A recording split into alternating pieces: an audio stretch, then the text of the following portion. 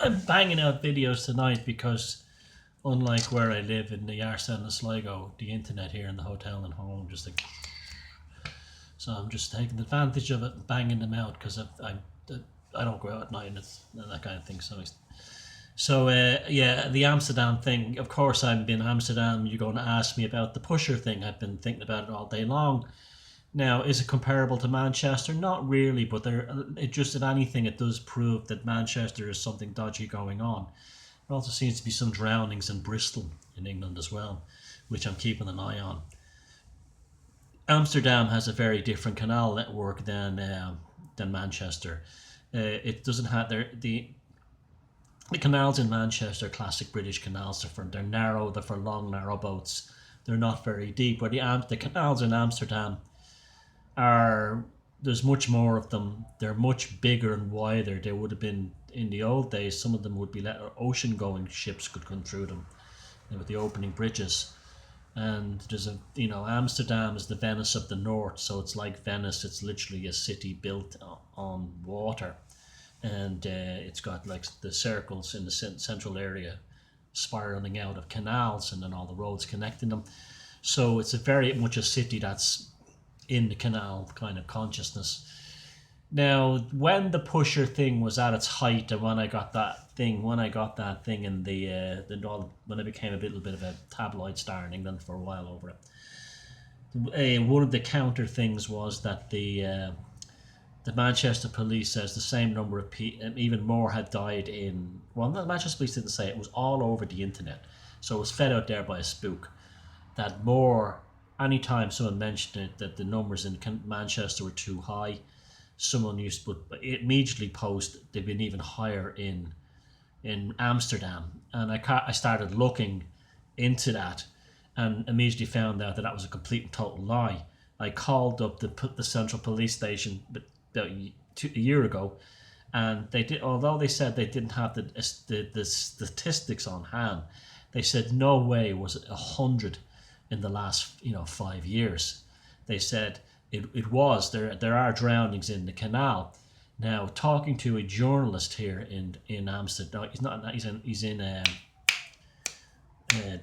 Hague, but this is Holland's a tiny country, so it's practically one all big urban area anyway.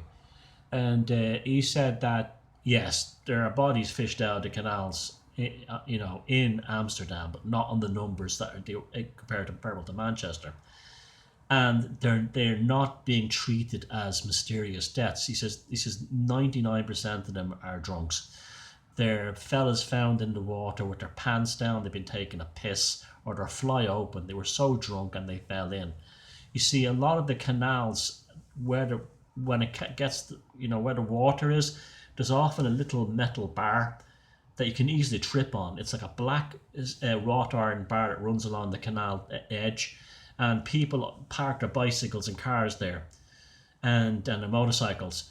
And if you were walking towards that drunk, you could and you're getting your willy out to have a piss in the water, you very easily trip on that black bar in the darkness and fall in.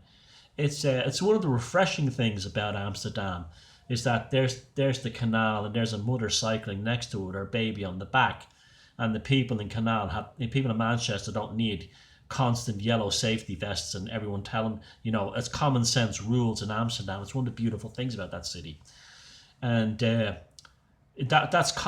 so when someone's fished out of the canal, it was usually a male, and he had a high alcohol level in his body, and he tripped on the metal bar and fell into the canal.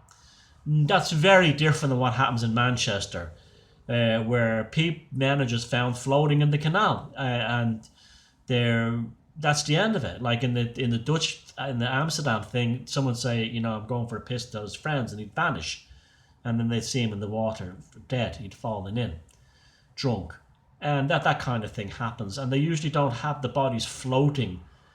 The weird thing about Manchester is the bodies seem to just show up first thing in the morning.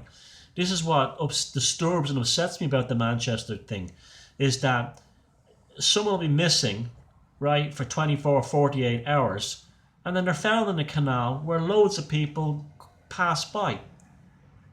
And surely, how come no one saw the body?